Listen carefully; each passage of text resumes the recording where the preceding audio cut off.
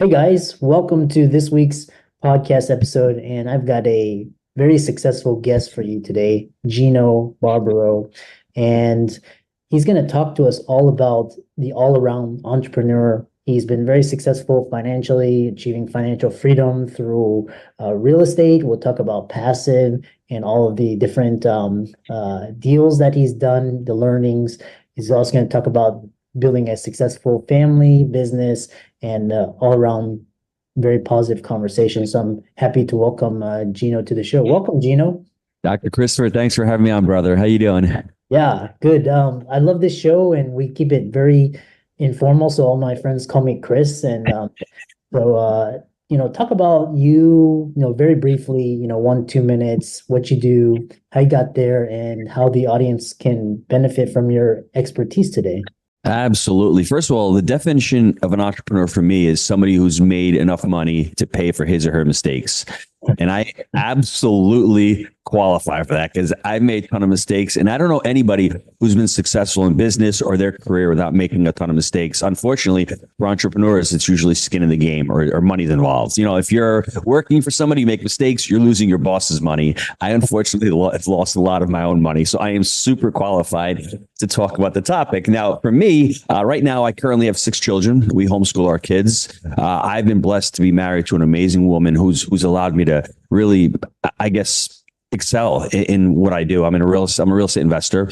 We own 1,700 apartment units, and they're not syndicated. These are deals that me, my business partner Jake, and my partner Mike own outright with no investors. We had investors at one point. We were able to sell out of it and own them ourselves. But I started out with humble beginnings. I started out with a small restaurant up in New York over 20 years ago. It was a beautiful life. I have to be honest. I loved the restaurant business. I worked with my father. I worked with my brother, my mother.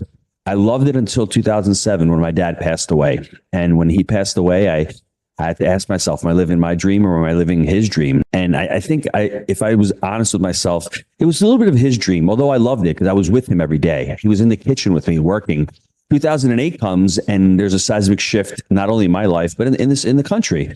And I realized that I couldn't support my kids. I couldn't support my kids with what I was doing. I read T. Harv Eker's book, The Secrets of the Millionaire Mind, which to me changed everything because I was the victim. I was blaming everybody. I was blaming the economy. I was blaming Bush. When in reality, your fruits are in your roots. That's what T. Harv Eker says. And that resounded with me because my fruits weren't showing because I had very shallow and pretty much non-existent roots. And what I mean by that is I didn't have value.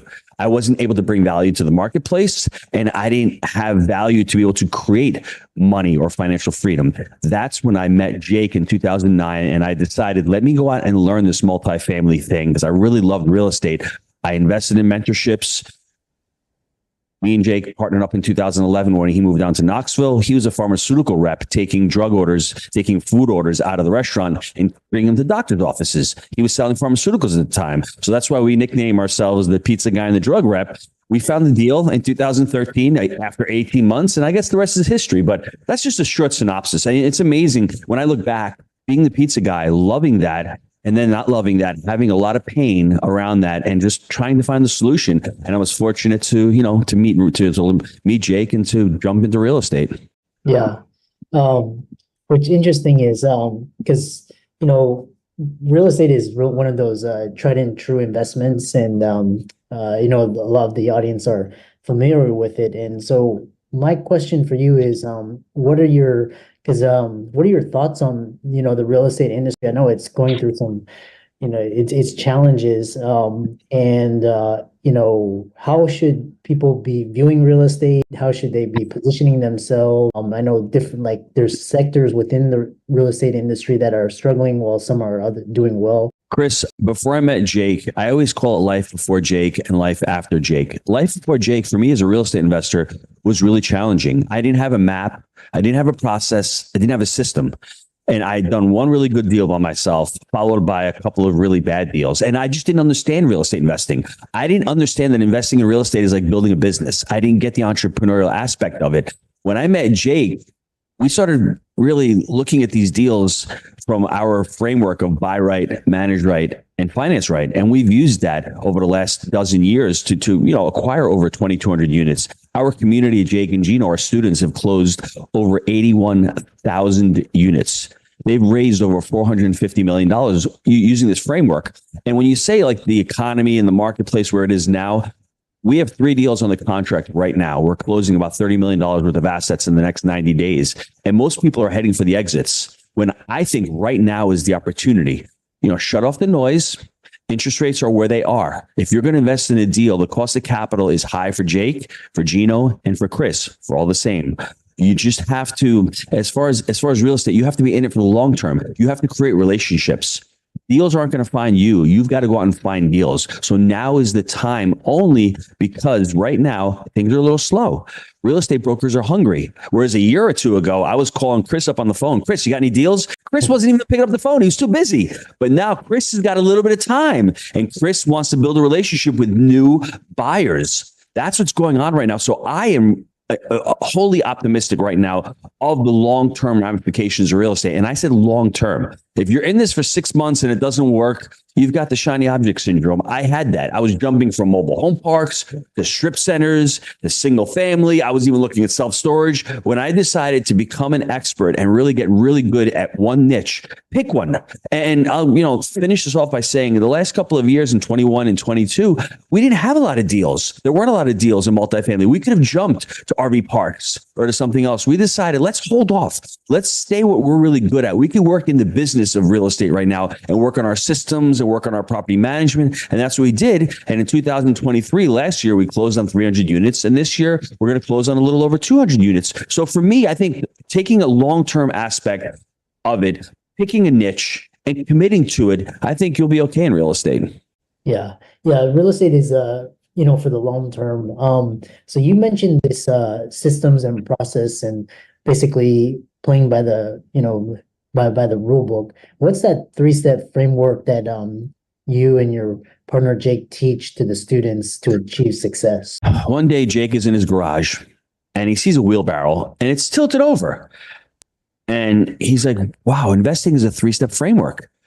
The wheelbarrow's got 2 back legs. It's the buy right and the finance right. They're both fixed.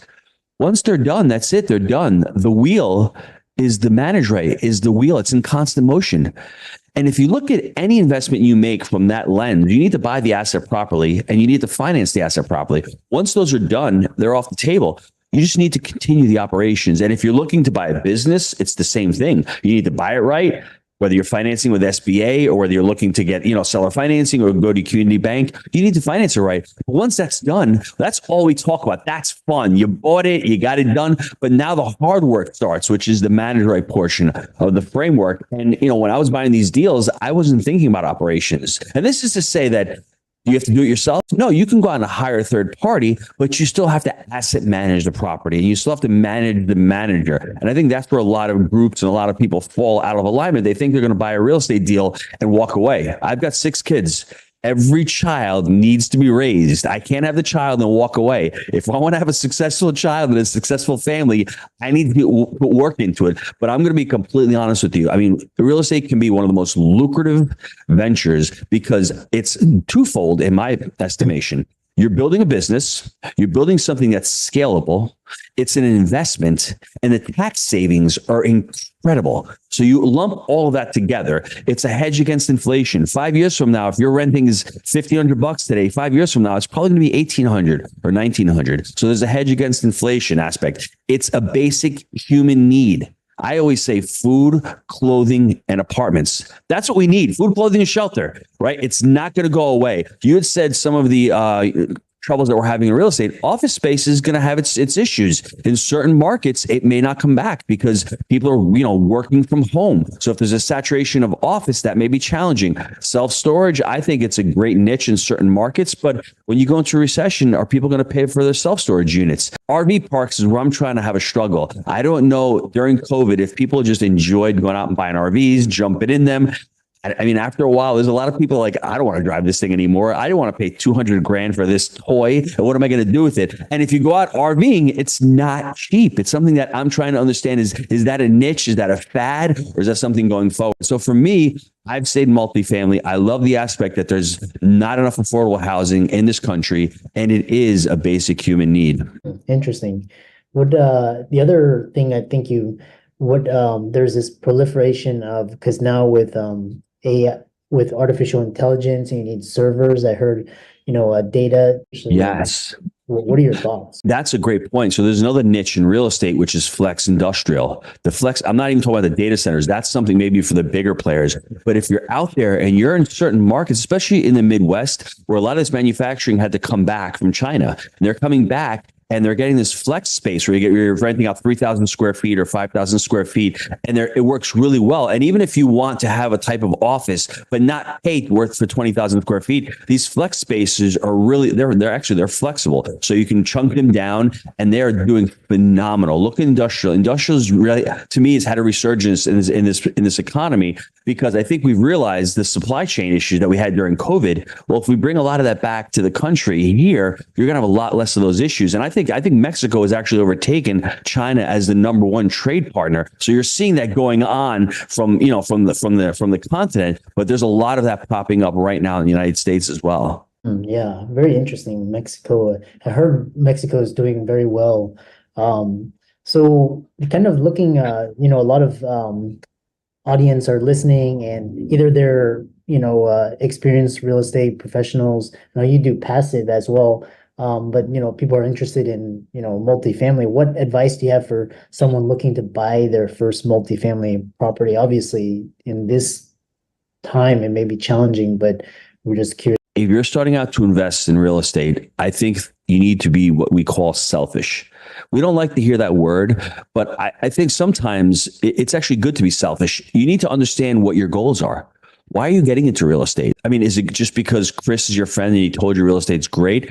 And then ultimately, what do you want to do? What do you want to accomplish in real estate? Do you want to become a full-time real estate investor? Do you want to supplement your income? Do you want to build another business? Think of what your goals are. Do you want to do it passively? If you're a doctor and you're working 80 hours a week, can you actually go out and buy a duplex and do that at the same time as, doing your job? That may be challenging. So the first step, what are you trying to accomplish? Now, if you want to do this, what Jake and I did, as far as, going out and trying to do something on the side, what we would call a side hustle. Back then it was called another job. Now they've got great marketing for everything.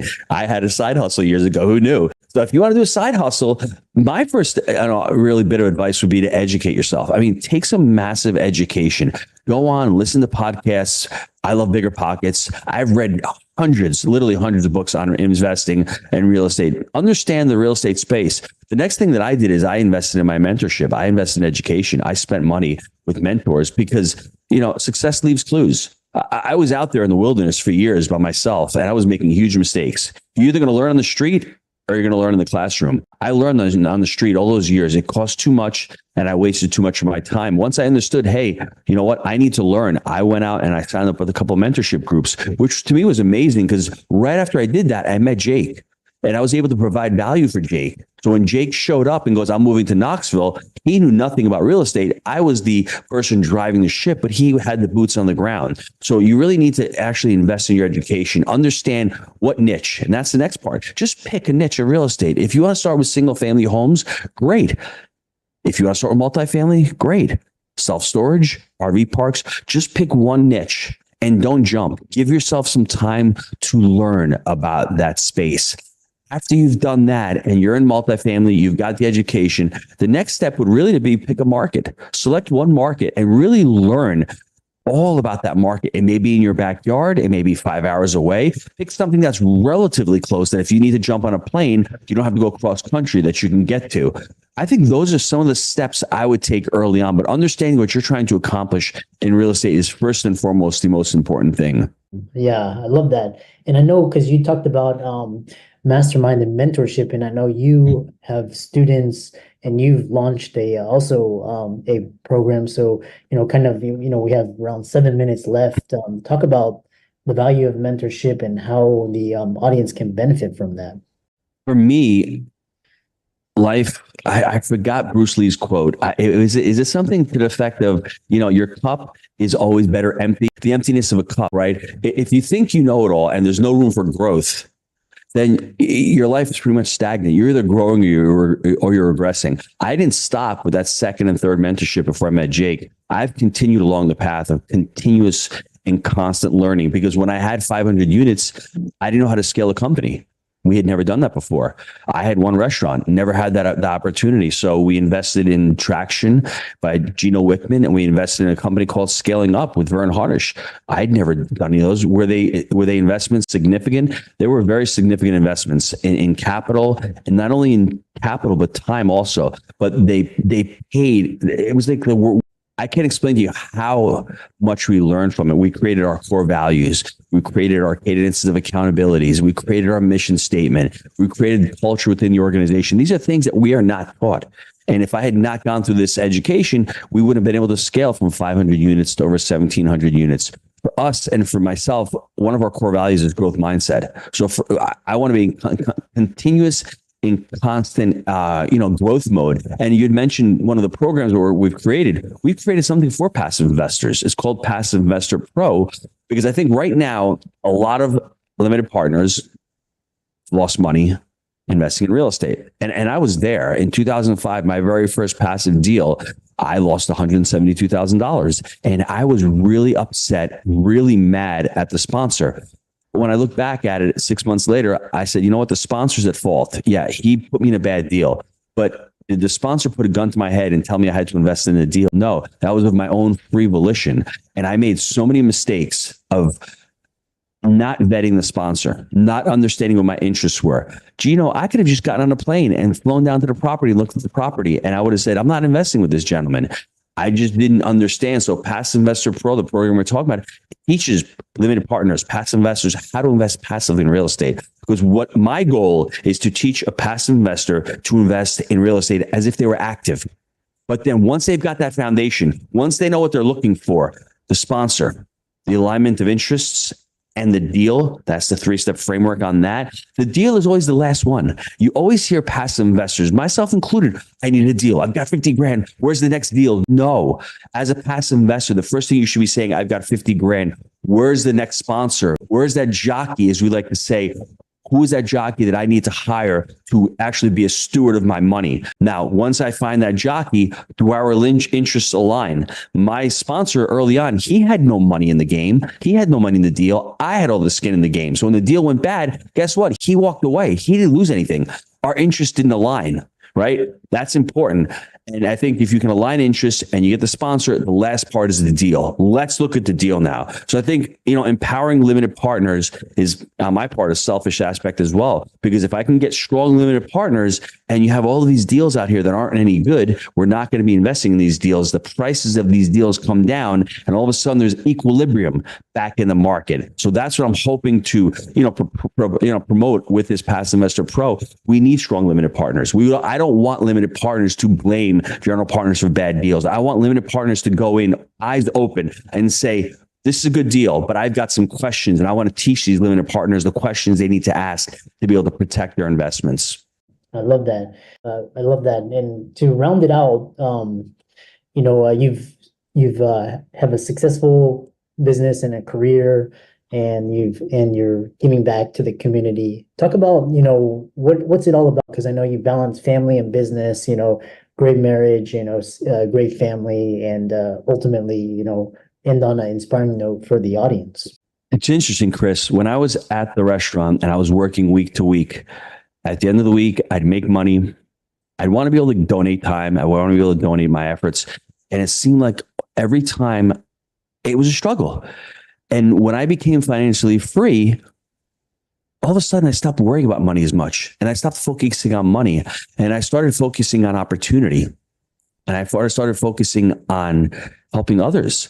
And then all of a sudden I realized that the more I did that, the happier it gave to me, and the more joy that came into my life, and the more money I ended up making. So it was very ironic, the irony of being a small business owner or a W-2 worker, focusing just on yourself, right? Which you need to do that. You need to do that. Once I became financially free, I found the joy in my life, and I think the joy in most of our lives is when we can help and we can impact others. And that's what financial freedom has taught me. And I always say people with financial intelligence can change the world for the better. I'm writing a book right now that's called Happy Money, Happy Family, Happy Legacy. Now, can money bring happiness? I think in certain aspects it can. Money can bring experiences in your life that can bring happiness. Money can really, as you're living a life full of stress and worrying about paying the bills, if you've got money that can alleviate some of that stress, you can focus on other things in life. You can focus on helping others and creating impact. Doesn't that bring happiness to your life? I don't know if it's the money that's bringing the happiness, but it's the opportunity and the choices that money,